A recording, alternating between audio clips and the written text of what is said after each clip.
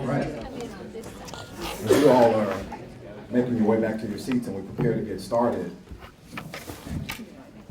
there were just a couple of observations that I wanted to lift up from Dave's presentation that we heard just a little while ago that I think will really kind of help set the tone for not only this session that we're about to enter in, but even for the rest of today's conference and the rest of the activities and the discussions that have yet to take place. So here are some of the things that I heard. He opened up by saying that a new approach to development is needed in this new economy, that it is what it is, and we have to adapt to the change that's inevitable. That communities looked at their assets and they connected the dots. That in many cases, there wasn't an official leader that had an official title that was really the driver of the change. That agencies took the opportunity to learn from each other and to really understand the connectedness that they really had. That there was a heavy focus on youth and young adults. That the next 5 years will determine likely the next 50. That modeling not what you are as a community, but what you want to be is key. And that there's a need to change the narrative because people move in the direction of the conversations. That placemaking and doing things that foster community pride is necessary. And that bringing together regional communities to have civic conversations to explore new opportunities is key. And that ultimately it's the conviction around communities just owning up to the fact that they have to do it for themselves. So let's think about those things as we move out throughout the rest of the day. We've got an exciting session coming up. I want to introduce Timothy Lee, who's a technology specialist with the Small Business and Technology Development Center, and one of the Break Solutions partner as well. So without further ado, Mr. Timothy Lee. Hi, good morning. I feel like a game show host all of a sudden here because we're doing something really, really fun, exciting. Most of you have probably never seen this before. In fact, it's so new, I haven't even seen it before. So what we're going to do is we're going to do what are called Ignite sessions. Anybody heard of those? Yeah, it sounds dangerous.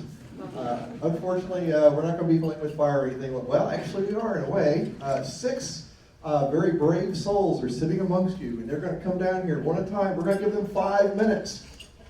And in 5 minutes, they're going to try to excite you with an idea. Okay, something they've been doing in their community, they're going to share with you. They get 5 minutes, not 6, 5. And we've taken their PowerPoints, put them one behind the other. We set all the times on there. If they don't hit the button, we're going to advance the slide for them. All their slides will be done in 5 minutes. Isn't this exciting? I can tell you can't wait to see what this is going to be like. All right, so our first our first speaker is going to be Nina Dixon from the East Arkansas Enterprise Community in Forest City. Come on down.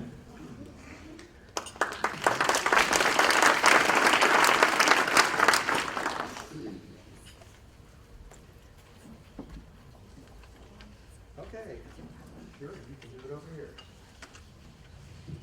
Slides are all queued up.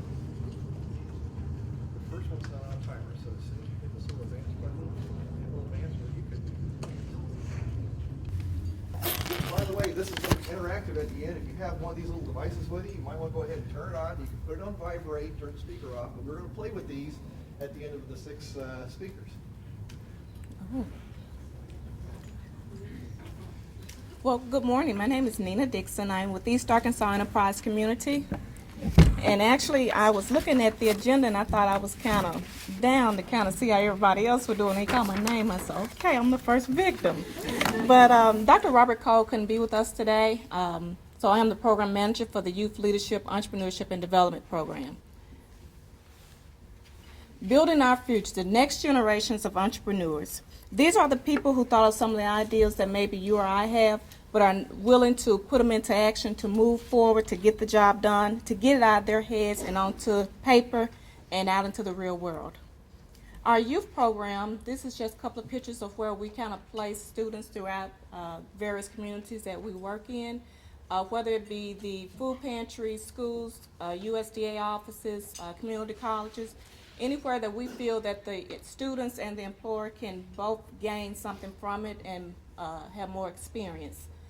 The intern program, we put a spin to this where it's designed to get youth actively involved in their community. We felt that if they're actually involved in the community and some of the things that they like and can kind of filter in some of the ideals that they have and we can put into the community, that it will make them more reliable in trying to get things done. This is a five-fold goal that we have for this program that we actually go by.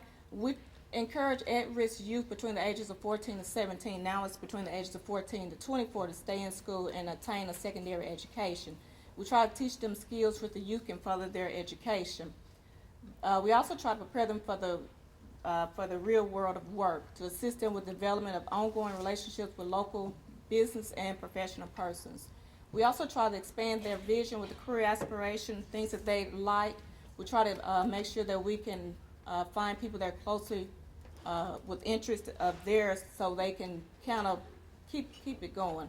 We also encourage them to get involvement with community development affairs. Also, we ask them to attend their school board meetings, community meetings, things like that, to kind of see what's kind of going on in their community. We also try to get this model where not just in our area, but where it can also be used in other areas. So we try to provide youth with practical business development experience. We have classes at our site and also other local sites. We normally enroll in September. We have classes on Saturday for about 2 hours and we give them lunch. We also try to make the class interesting to them and also bring in speakers and also ask them to at least do a community project within their area. In January and February, we normally have them to attend local events that either we host or try to promote to go to other events. In April and March, we also have them to do participate in our financial workshops, so kind of get them used to dealing with the money and you know, if they spend too much, things like that. Suggestion for entrepreneurs, we tell them to be creative. We ask them, what is your passion? What drives you? What motivates you? Think outside the box. See what's around you that maybe you can pick up and get going. Then we tell them to go for it. And so the outcome of our program, they actually have increased in their academic scores. One of the things that we done a couple of summers ago, we actually had 100 youth employed, and we put back $85,000 within the local community.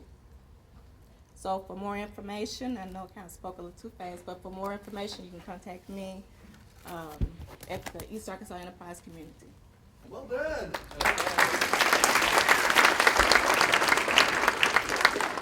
Okay, and the next person we're going to invite up to speak is Susan Holman. So Susan, come on down. You probably recognize your slide already. Is she here? There we go.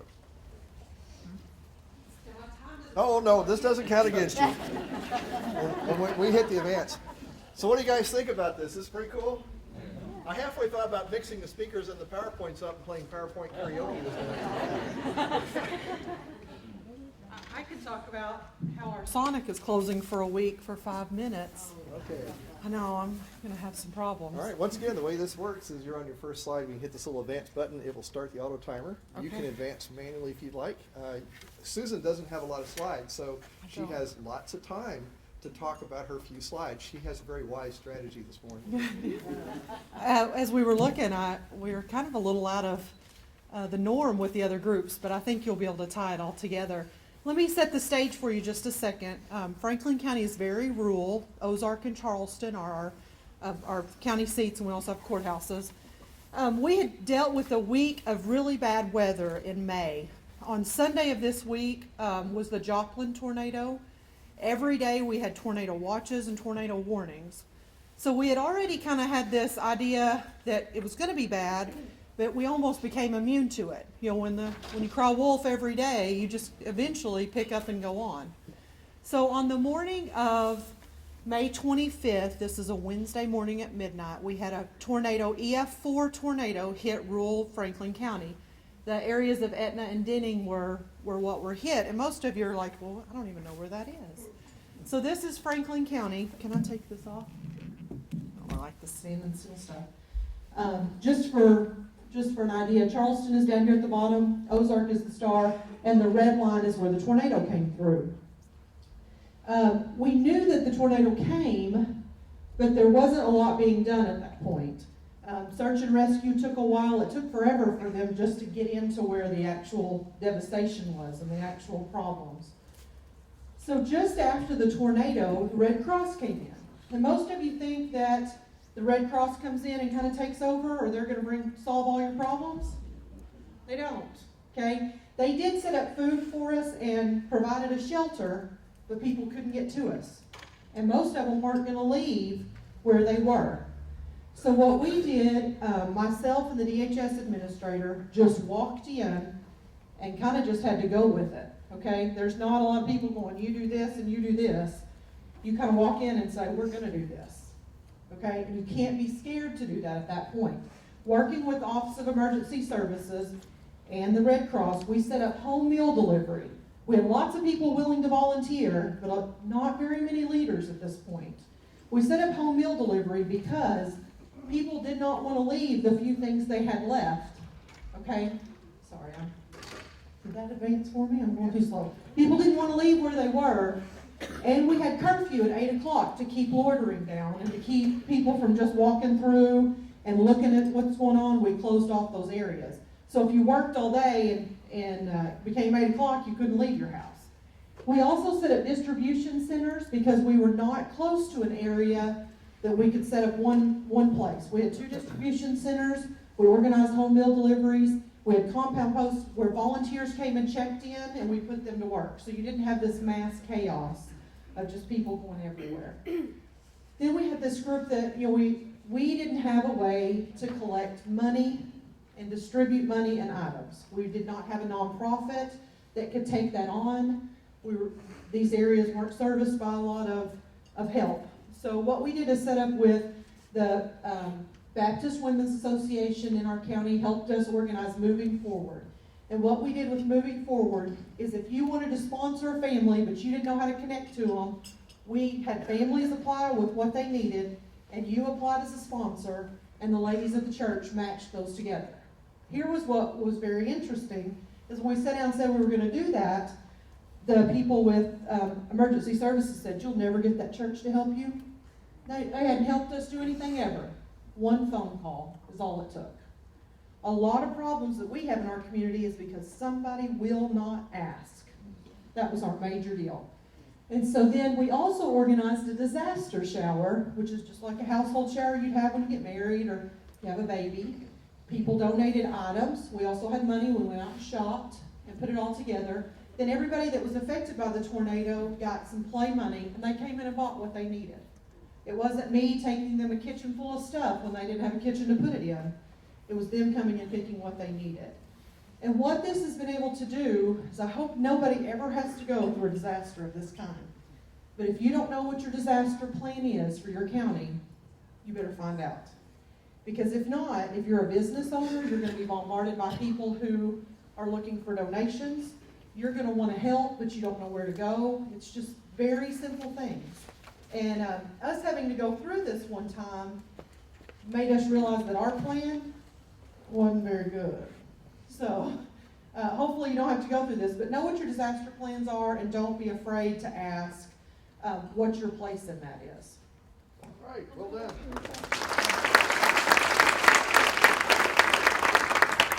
And Tammy was probably looking at the list and, oh, I'm next, and she doesn't recognize her slide, so it's not her. So our next speaker is Judy Riley from El Paso, and you're going to have to tell me where El Paso, Arkansas is, because I don't think I know where that is. I'll show you on the map. Oh, great. When does my time start? Are you gonna ring a bell when I'm done?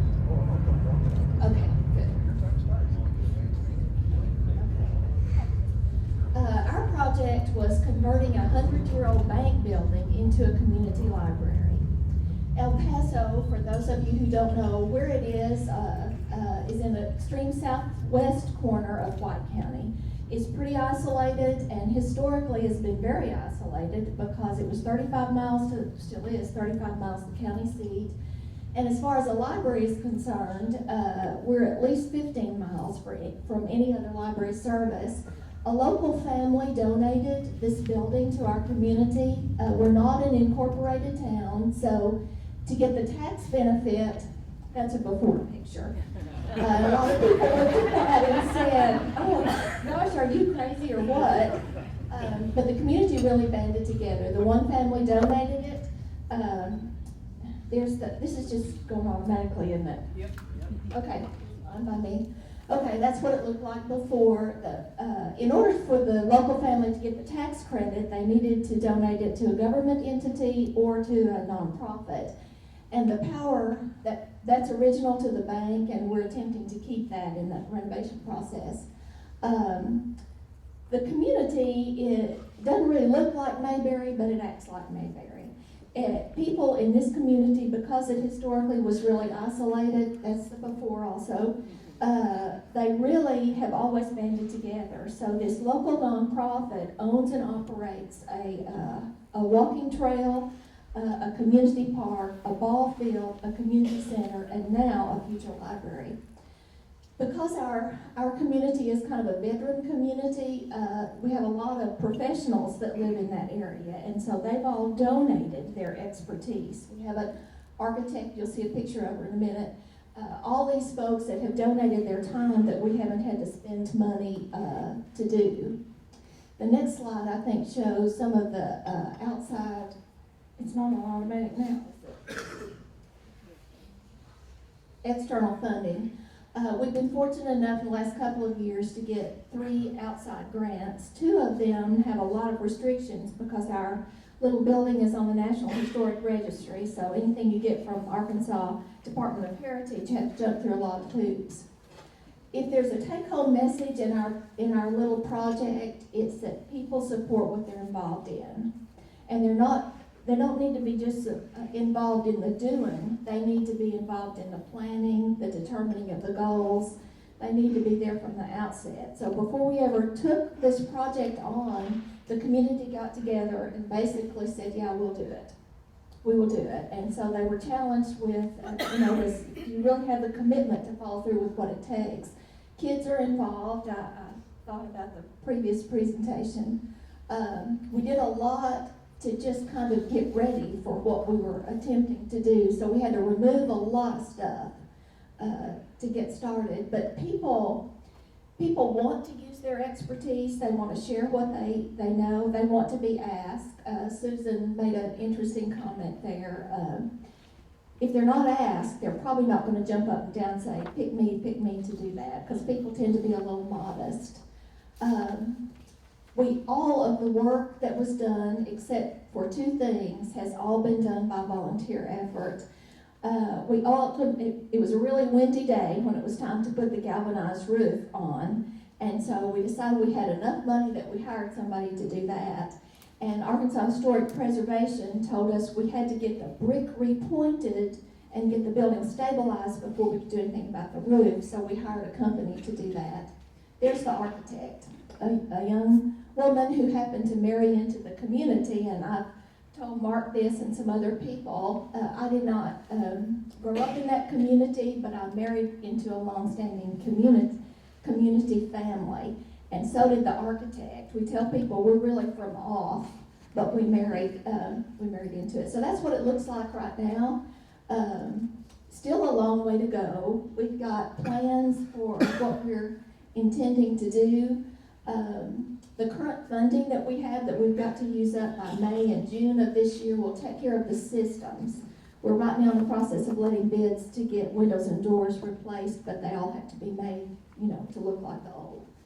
And that's basically it. Thank you. Well done.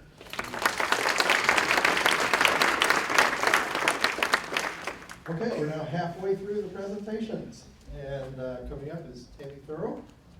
And I met Tammy last night. We had a reception for the presenters, and she's got something really fascinating to share with you guys today. All right, all we do is we go ahead and advance your seat. You just hit this little button right here to advance the next slide, and the auto timers will take over. Okay, great. You ready? Okay. All right. Well, as he said, I'm Tammy Thorough. I'm Vice President of Marketing and Membership for the Bentonville-Bella Vista Chamber of Commerce in Bentonville, Arkansas. That is in northwest Arkansas. And I am so proud to introduce to y'all our mobile chamber app. and we say it's the chamber in the palm of your hand, and it's BBB Chamber to Go. It's for Androids, iPhones, and BlackBerry Web. So when we looked at this question, we realized that there's never enough info for all of our members in the community out there. We have a website, a weekly email blast, Twitter, Facebook, LinkedIn. It's just never enough information. It's all about convenience.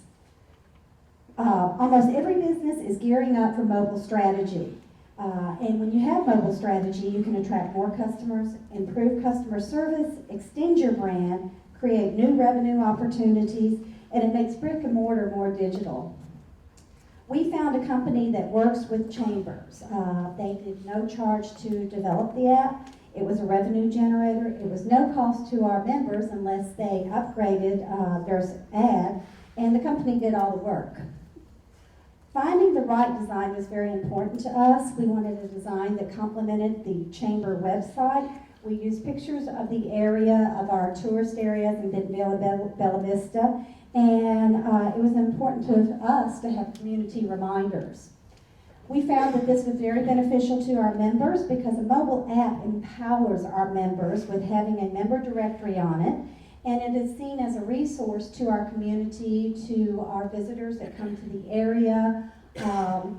We also had a feature called Near Me, which is specifically for our members. So if you're a guest and you're looking on our app and you wanted to find a restaurant, and there's two restaurants side by side, one's a member, one's not, the one that's a member shows up. So it makes marketing easy for our member. Mobile strategy is important. We wanted a mobile app that would help us kind of control and do analytics. And from this mobile app, I'm able to do push notifications because 68% of Americans text. The marketing was fun. One of the things we did is we made sure that we had a banner ad in our email signatures for everyone that works at the chamber. So this was helping us get the word out to all of our membership, and just think about how much email goes out. We then sent letters to all of our chamber members announcing what we were doing and trying to create the buzz and get them excited, and we wanted them to jump on board and be a part of this. Then we set out to notify the public. We showed up at festivals and events. We had a hole at our chamber golf outing where we actually had someone come from the mobile company and share with the golfers there how this app is going to work. Of course, press releases are very best thing you can do, and so we were seen in Cityscape magazine. We also were seen in other magazines and newspapers, and it became more of a regional. Of course, I'm a party girl because I'm marketing, and so we had a launch party, and we had our food donated, and invited all of our members and anybody that wanted to come by the chamber, and we did a demo on the app and also helped them download the app. We had billboards located at on the interstate, one busy intersection, and of course the intersection by Walmart Home Office because it employs 4,000 people that go out to all over the region. We now only have one billboard, which is on the interstate, but it's great for our visitors. We had promotional items. We have a sticky pad that I personally have tested in Bella Vista going up and down the hills, and you put your phone on it, it keeps your phone from sliding off, and it works when you take those curves. We also have business cards with download instructions. We also had QR coding all over the office and on the website, so it's made it easy for downloading. Also in the app, we included a scanner that will scan QR coding. That's very important in this day and time. We did a 90-second spot on the radio and for the first week of our launch, and then also at our launch party, we had a television station come out and do an interview with me and our chamber president. And that alone was awesome to get the word out. From this, we had 79 new chamber members since the launch on August 15th, and that was $22,125 in annual membership dues. Now, did those people join because of the app? I don't know, but we're visible. It's marketing, so I want to believe that they did. We have over 700 users now for our app, and we also got $3,200 in non-dues revenue from upgrading the sales on the app. Northwest Arkansas, Bentonville, we're, from sweet tea to sushi, that's us, but we are very mobile and very tech savvy, and this is my information and how you can reach me if you want some more information. Thank you.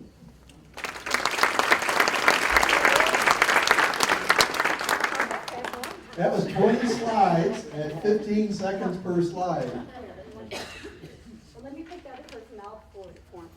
Okay, here's the guy I really wanted to listen to. This is Ed Marshall, and let's see, I know I've got it here on my sheet. He's with Paging Farm up in Morrilton. He has an interesting slideshow. I didn't really get a chance to go through and read a lot of these, but when you're putting them together, you kind of see what's coming up. And there are no words on the screen.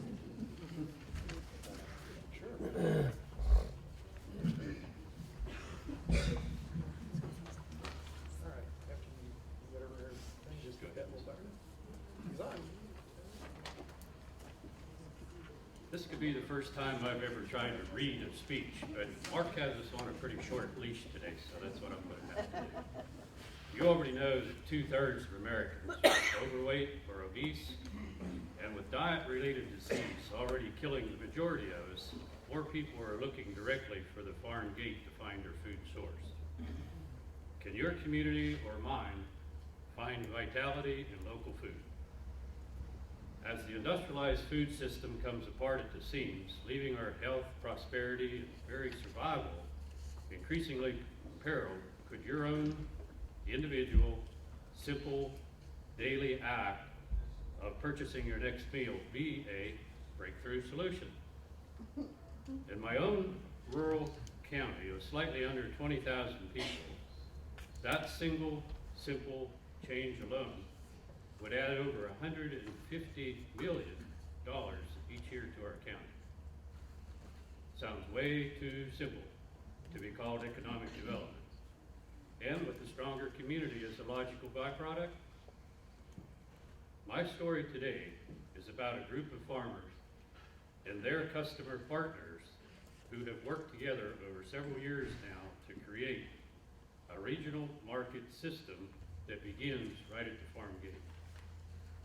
This is a funny time in history. Conditions have never been worse, yet at the same time, never been better for the small, independent farmer. At least 3 times in the last 100 years now, life down on the farm has undergone a fundamental change. First was the automobile, second was the telephone, next was the television, and now we have the computer and the cell phone. This most recent communication development allows a farmer, for the first time in history, to stay at home to farm and go to town to market at exactly the same time. Just as important, it becomes impossible for a squash to be picked in Sparkman, Arkansas one morning and be sold in Morrilton, Arkansas, 130 miles apart, the same day without 1 penny being spent on commercial transportation. This is possible because of what I would call entrepreneurial social capital. Or in plain English, this is about people who are able to form and maintain partnerships and networks through good times and bad, where relationships are just as important as money. So the other critical ingredient in this magic formula is the customer. Probably not your typical cheap food, convenience demanding, self-centered consumer. That mentality probably won't work here.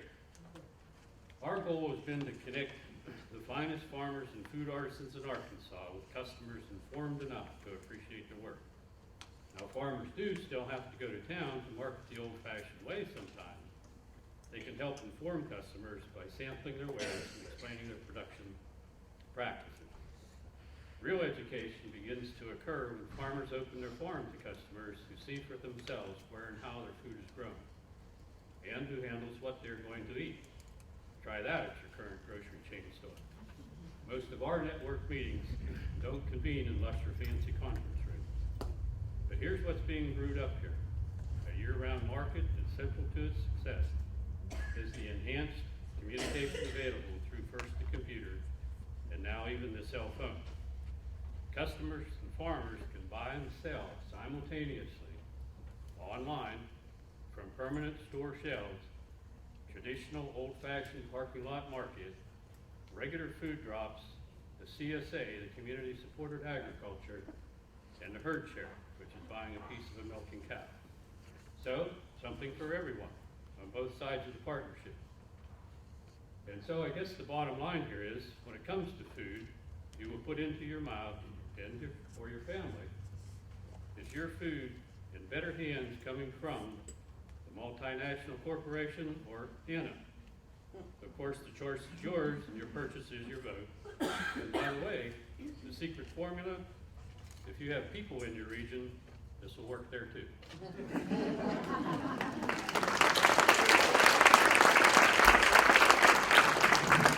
How about that? Innovation doesn't have to be, high tech and everything. All right, our next speaker is Michael Jones from the Merchants Farm and Farmers Bank in Dumas, Arkansas. Sure. You're on. Okay. Delta Technology Education Center, or DTEC as we call it, is a multi-purpose facility located in downtown Dumas and serves surrounding communities in 4 counties. And the slides that you'll see as I talk represent our partners in putting this together. The organization is not quite 3 years old and has been open to the public a little over a year. Our inspiration came from Dr. John Allen with Arkansas Science and Technology Authority. He helped us understand what we might be able to do. There was local leadership that had an idea, but he made it practical for us to proceed. Funding is key for something like this, and Winthrop Rockefeller Foundation has been a great partner for us. They provided our initial funding and also our most recent. Arkansas Community Foundation also has provided key funding. Dumas, like the county mentioned earlier, had a tornado, and we had funding left over that was gathered through the foundation. After human needs were met, we thought, how can we use this for the future of our community? And that funding, the Community Foundation allowed us to take that as our seed funding going forward to leverage other dollars. Delta Regional Authority provided funding to acquire the building, which we use. The city of Dumas was willing to accept ownership of the building, and we were able to leverage those dollars for complete renovation. Merchants and Farmers Bank sold the building at a hugely reduced cost in order to make this possible. Arkansas Department of Workforce Services located a regional office in the building and provided enthusiastic support for the idea of helping connect technology with the workforce locally, which is unfortunately largely undertrained. Arkansas Economic Development Commission, always a partner in what we do to develop our local economy, has provided not only their staff to help us, but grant funding as well. Their dollars are being used right now to renovate an annex building for classrooms. Southeast Arkansas Economic Development District provides expertise in putting our grants together, and we're greatly in debt to them. CenturyLink provides our local telephone service, and they have made our facility wireless and have also provided staff people to help with technical support. Simmons First Bank of Dumas has provided funding, for some of the equipment that we are putting into our new classrooms, which of course is very costly. The Dumas Chamber of Commerce has provided enormous support, not only in money, but through the executive there, who basically ran the facility until we were able to hire our paid staff. We have a volunteer board that is, I think, representative of many things in our town, not only a banker or two, but our school superintendent, a minister, and others who are interested in seeing our community progress.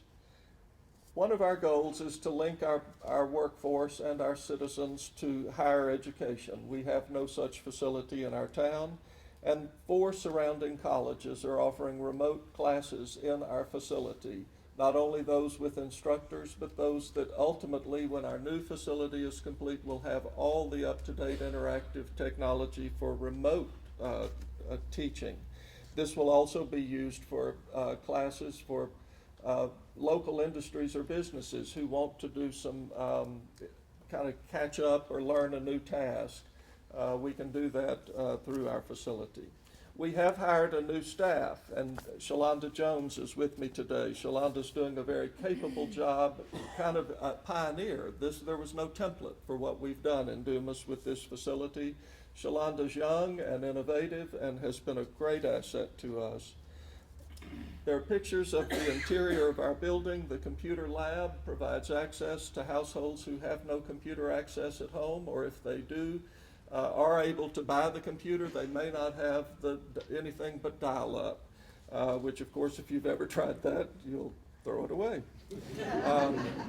You'll see the remodeling of our annex. This will provide 2 large classrooms with smart boards and other things that, though I know it's important, I don't know how to use it. And we also have tried to involve our young people. They come after school to take advantage of the access for computers, but they also have some summer activities. Our lessons learned, partnerships are key. Spelling, maybe not so much. We'll work on that next time. It should say lessons learned. Thank you very much.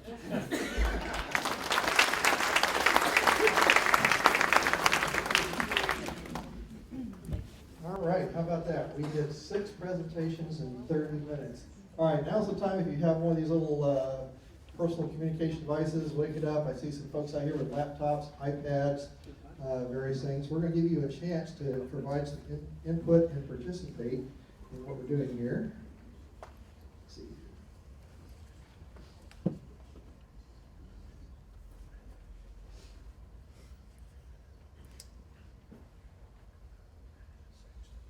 Okay, so the question we have for you is, which of the 6 Ignite presentations do you find the most exciting?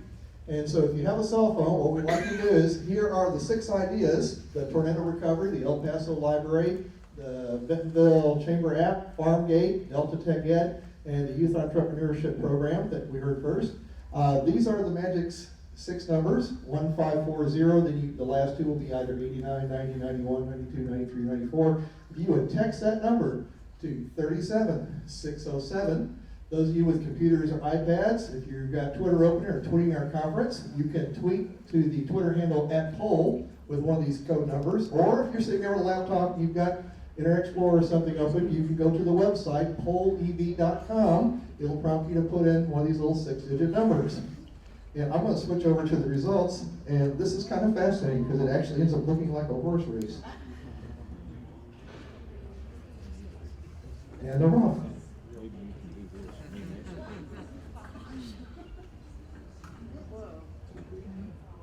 Bentonville Chamber is ahead. Here's El Paso Library coming up fast on the left. And tornado recovery is moving out. It's FarmGate in the lead. We need to go back and see the numbers. Okay, the numbers here, 154089 is the tornado recovery, 154090 El Paso Library, 154091 the Chamber app, 154092 for FarmGate, 154093 Delta Tech Ed, and 154094. I'll switch back to the bigger slide here real quick.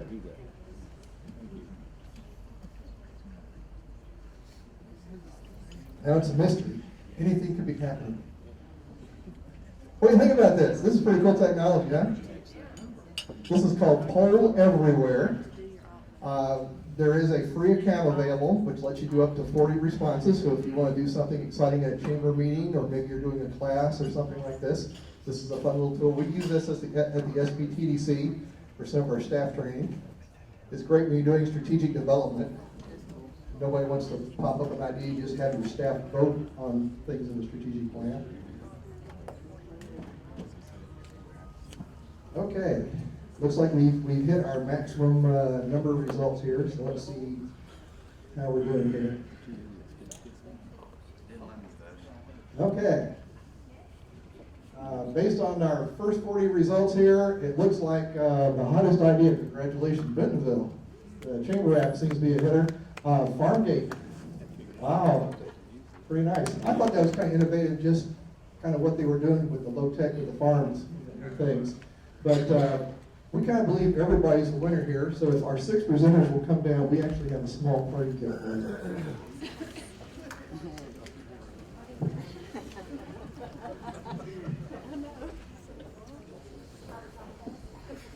Oh, you guys did wonderful.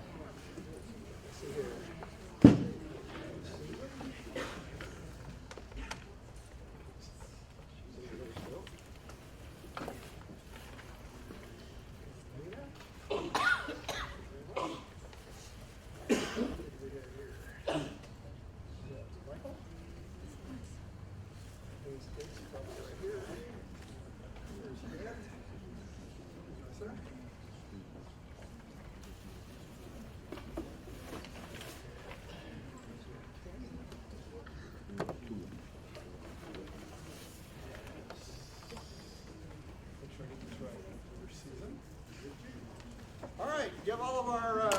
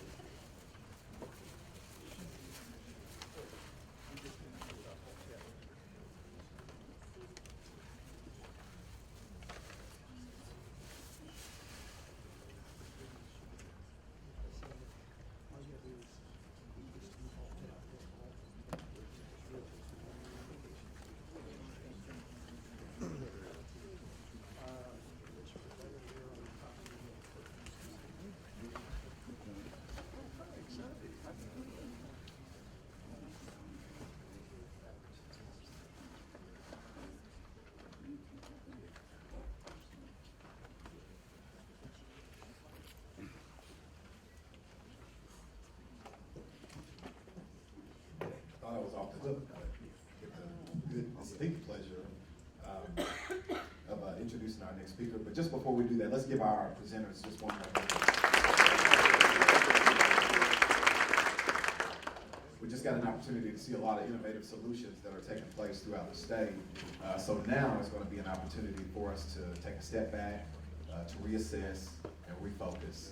And to lead us through that exercise at that time is going to be Dr. Mark Peterson, who is the professor in community and economic development at UALR, or with the cooperative extension. You guys have such long names, it's so difficult. So without further ado, my good friend Mark Peterson.